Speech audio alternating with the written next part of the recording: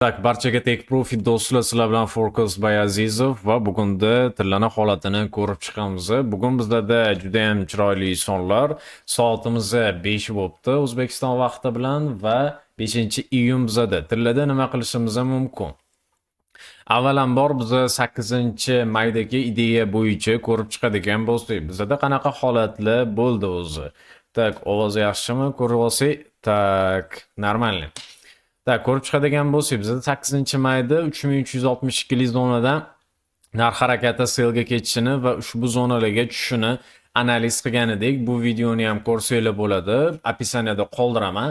Sizlarga maslahatim, har bitta agarda bizani pozitsiyalar bo'yicha ishlamoqchi bo'lsanglar, eng kamida 3 ta 4 ta prognozni ko'rib, undan keyin pozitsiyalarni amalga oshirishni maslahat beraman. Chunki bu savdolaringizni rivojlantirishga yordam beradi. Bitta prognozga emas, doimo ishlash kerak bo'ladi. Bu yoqda berilayotgan ideyalar hech qachon 100% bo'lmaydi. Moliyaviy maslahat sifatida emas, informatsiya sifatida sizlar qabul qilishinglarni so'rab qolaman. Misol uchun o'zingizlar prognoz qildinglar, qanaqadir narx qayoqqa ketishini, bu yoqda meni uzoq muddatli prognozim bor, o'sha bilan solishtirgan holatda sizlar idealniy pozitsiyalarni amalga oshirishinglar mumkin bo'ladi. Tak, bu 8-may gaplashadigan bo'lsak, nimaga 8-mayda gaplashyapmiz? Chunki u yoqda kerakli pozitsiyalar bor, u yoqdagi ideyalarni biz ko'chirishimiz mumkin bo'ladi va o'sha ideyalar qanaqa qilib hozirgi kungacha yaxshi ishlaganini birinchi navbatda ko'rib chiqamiz. Bu yoqda 24 soat ichida narx harakati ushbu zonaga tushishini, bu yoqda tushgan, narx harakati tepaga ko'tarilgan, oqib undan keyingi zonadan narx harakati harakatlangan. Okey. Keyingi safar yana ko'rib turganimizdek 3362 zonaga chiqdi. Undan keyin narx harakati yana pastga tushishda davom etdi. Va xuddi 8-mayda aytganimiz bo'yicha narx harakati idealni tushib bergan va 8-may, ya'ni biz primerni 13-mayda xohlayotgan narsamiz bizada 28-may, ya'ni 15 kun o'tib bo'ldi. To okey. Keyingi safarda narx 76-88lik zonadan qaytdi. Ya'ni bu yoqda ham aytilgan 3360-3380 minisel zona. Keyingi harakat 3335lik zonani tashkil etdi. Hozirda bu zonani yana yangiladi. Endi hozirgi zonaga keladigan bo'lsak, bu yoqda uzoq muddatli prognozlarim bo'yicha ishlaydigan sistema bo'yicha bu yoqda nima deyapti? Tak, bu yoqda bizada 3406 zonada bizada sell zona bo'lgan. Birinchi sell zonadan tushib narx harakati pastga harakatlanishini davom ettirmoqda. Xo'sh, bu 3386 zonagacha tushishi mumkin. Tak, bizada o'zi zonalar qanaqa ishlaydi degan savol bo'ladi. Zona ishlandi. Misol uchun men bitta sizga sell zona berilyapti. Endi buni zonalarni to'g'ri ishlatishni ham avvalambor birinchi navbatda bilish kerak bo'ladi. Bu narsa sizlarga kerak emas, balki qachondir o'rgatishim mumkin bo'ladi. Bu o'zimning shaxsiy strategiyam. Tak, misol uchun men bu yerda zona berildi. Zona berilgandan keyin biz primerniy страховка bilan mana bunaqaroq zonani olamiz. Mana shu zonadan biz pozitsiyalarni ochamiz. Ya'ni berilayotganda ham ko'rsanglar bo'ladi. Tak, mana bu zonadan o'zi biz uzoq muddatligi 3460 lik zonadan pozitsiyani bergan edik, lekin 3400 deyarli 3500 dan full sell ketdi. Juda ham ajoyib tarzda ishladi. Lekin degan joyi bor, bu straxovkasi. Okey, bugungi kunda nima qilishimiz mumkin? Shu haqida gaplashib chiqadigan bo'lsak. Bizda o'zi nima vaziyatlar bor? Tak, bu yoqda yozadigan bo'lsam, tekst panim. Tak, bugun bizda 5-iyun 5-iyun bizda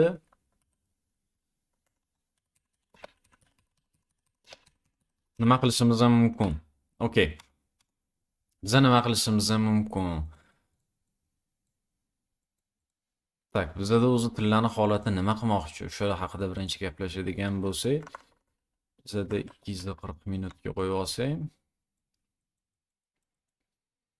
Tak, holat bo'yicha o'zi men bu yoqda aytganmiz, biz 8-may bo'yicha aytganmiz. 8-maydagi ideya bo'yicha narx harakati 3650 lik zonaga chiqish kerak, oktyabr zonasida. Xo'sh, hozirgi paytda nima qilishi mumkin bu? Birinchi navbatda avvalambor bizani qaytarish zonali ishlagan. Buni ko'rib turibmiz, ajoyib. Maxsus kanalda ham ketyapti, bu ajoyib. Lekin holatni ko'rib chiqadigan bo'lsak, tak. Harakati. Keyingi harakati bizada mana shu zonalar bor. Lekin katta ehtimol bilan bizada mana bu zona crest bo'lishi kerak. Bu zonaga hozir dalniy moment chiqib berishi kerak emas. Bizada hozir примерно bir 10 kun 15 kun oralig'ida narx harakati sekin yiqilib bizada 3150 lik zona kerak bizga. Idealniy bay olishimiz uchun. Idealniy, ya'ni o'sha bizning maqsadimiz bor-ku, 3800, 3600 lik zona maqsadimiz bor-ku. Shu maqsadimizga erishishimiz uchun birinchi navbatda narx shu yoqqa tushishi kerak. Bu yoqdan bay ushlangan pozitsiyalar ham turibdi. Lekin agarda hozir bu bizani sell zonani buzib o'tib ketadigan bo'lsa, bizada ya'ni shunaqa zonalar bor. Agar o'shani buzadigan bo'lsa, bo'ldi. Sellga kuchliroq tasdiq bo'ladi. Biza u bayni yopib tursak bo'ladi agarda ushlab turgan bo'lsanglar. Xo'sh, narx harakati hozirda endi aynan bu zonadan emas. Примерно plus minus bu yoqda zonani ko'rsatganimiz bilan 24 lik zona bor bizada. 24 lik zona bor. Aynan mana shu rayon ichida o'ynab turib, narx harakati sekinlik bilan oqishi kerak bo'ladi. Agar birdaniga chiqib ketish ehtimoli necha foiz desak bo'ladi? 10-15%.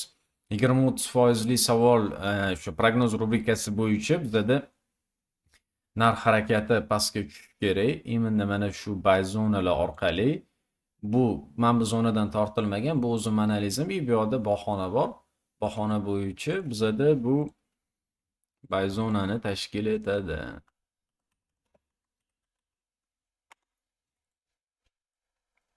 Bizada buy zona bo'ladi. Uzoq muddatligi shu yoqdan pozitsiyani ochib, chekkagacha ushlab tursak bo'ladi. Tak.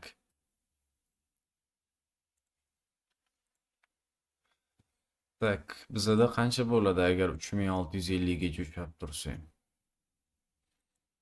Bizada 500 punkt bo'lar ekan, 5000 pips bo'lar ekan, 001 bilan 500 dollar bo'ladi. Lekin agar o'shanda ham pozitsiya ochishimiz uchun eng kamida 1000 dollar balans kerak bo'ladi. 1000 dollar balans degani tak 6 oy ichida 500 dollar foyda ko'rsak, 50% bo'lsa 1000 dollar ham kamlik qiladi, menimcha. O'rtacha 2-3 ming bilan примерно 10% balansga plus ishlab olsa bo'ladi. 10% degani ham bu 6 oy ichida normal 6 endi 10% ishlashimiz uchun o'rtacha 15% ishlasak bizga profit yaxshiroq bo'ladi. 15% bo'lishi uchun bizada примерно 500 bo'lsa примерно tak 3000 balans bo'lsa bizada примерно 17% li bo'lar ekan. 17%. 3000 lik balansga 17% ishlaymiz. Juda ham ajoyib. 001 o'zi bilan. Ko'p emas, 001 o'zi bilan. Tak spot yo'nalishida ham hozir aynan mana shu примерно narx shu zonalarga tushgandan keyingini olib qo'ysak bo'ladi. Xo'sh, bugungi kunda sekin taxlash kerak, sell taxlash kerak. Hozirda примерно misol uchun qanaqa ishlasa bo'ladi o'zi, bu haqida o'zi отдельный video qilish kerak. Men misol uchun aytaman.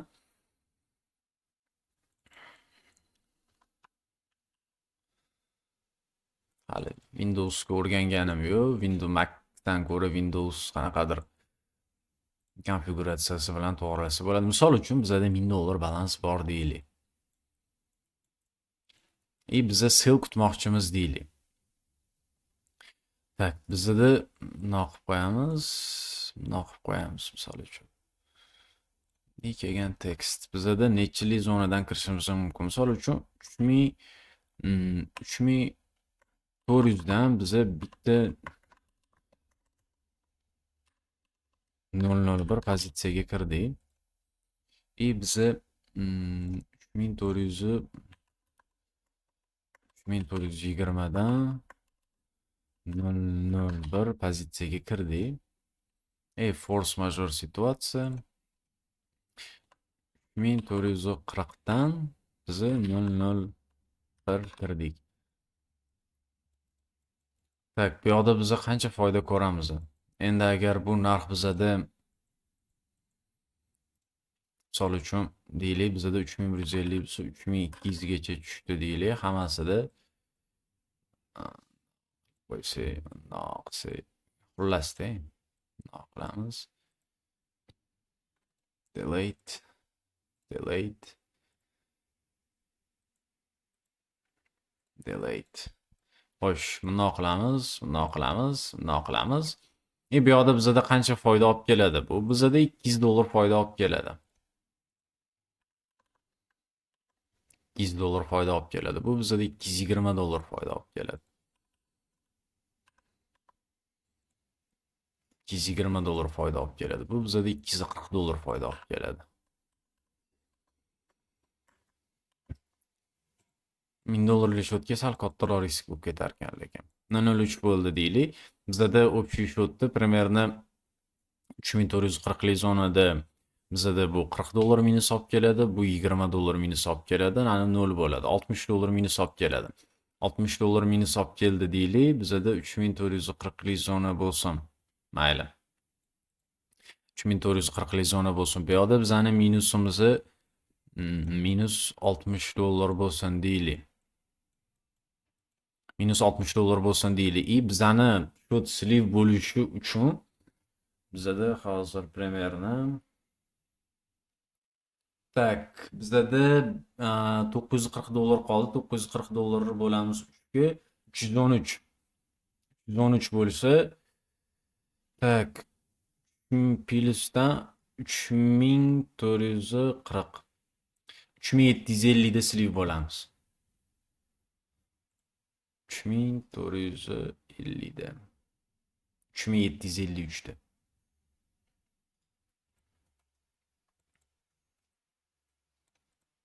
Menimcha juda ham ajoyib setup. Lekin balans agar 10.000 bo'ladigan bo'lsa, bizada risk yaxshiroq bo'ladi. Ya'ni bizada qancha bo'ladi? Misol 1000 pips stop loss, 2000 pips take profit. 1 ga 2. 1 ga 2 bo'ladigan bo'lsa, bizada qancha pul yo'qotamiz? Примерно bu zonaga kelganda 60 dollar yo'qotamiz yana bizada 60 pips bo'lsa, 60 ko'paytirilgan 3 180 dollar yo'qotar ekanmiz. 180 dollar yo'qotar ekanmiz. Bizada 3500 degan narx chiqsa, minus 180 dollar bo'lar ekan. Endi o'sha paytda minusdan yopsak bo'ladi. Tak, 3500 lik zona. Misol bu yoqda 180 dollar minus bo'ladi. Minus 180 dollar minus. Bizada qancha plus bo'lyapti? Agar общий hammasi o'xshaydigan bo'lsa, bizada 420, 460, 660 dollar minus bo'lyapti. Sal ozgincha matematikani qo'shgan taqdirimizda biza общий shotda nechiga necha ishlatgan bo'lamiz? 660 bo'lingan 180. O'rtacha 1 ga 366 ishlatgan bo'lamiz. Juda ham ajoyib bu. Aslan juda ham ajoyib. Shunaqa gaplar. Endi harakat qilamiz har kuni olishga, lekin prognoz ishlayapti. Prognoz ishlaguncha mashinasi aktual bo'lib turadi. Mana sizlar kichkina risk management sizlarga error грубо говоря 1 ga 366 bo'ldi. Normal. Agar shunaqa qiladigan bo'lsanglar, endi balansni kattalashtirish kerak, lekin riskni minimallashtirish kerak, ko'proq kutish kerak. Keyin o'shandan olingan foydani risk qilsanglar, ya'ni kattaroq lot ochib, boshqa narsa qilsanglar, sizlarga manfaatli bo'ladi. Ya'ni balansingiz uzoq muddatli holatda o'sadi. Misol uchun, bu yoqda agar take profit urib qo'ysa, 660 dollar pulimiz bor. 660 dollardan biz 100 dollarni tashlab turib katta risk qilsak bo'ladi, misol uchun. Nima, katta riskga qanaqa kiradi 300 dollarga? Misol uchun 0.05, 0.06, 0.07 ochsak bo'ladi, lekin u katta ehtimol bilan bu pul yo'q bo'lib ketadi. Yo'q bo'lib ketgandan keyin bo'ldi, faqat uzoq muddatli ishlayman deysizlar, zato общий shotda bizani prognozlarni o'lchab chiqadigan bo'lsanglar, sizlar normalniy foydadasizlar. Biror kun buni ham отчет qilamiz. Bo'lmasa yoqqan bo'lsa, обязательно kommentariy yozinglar.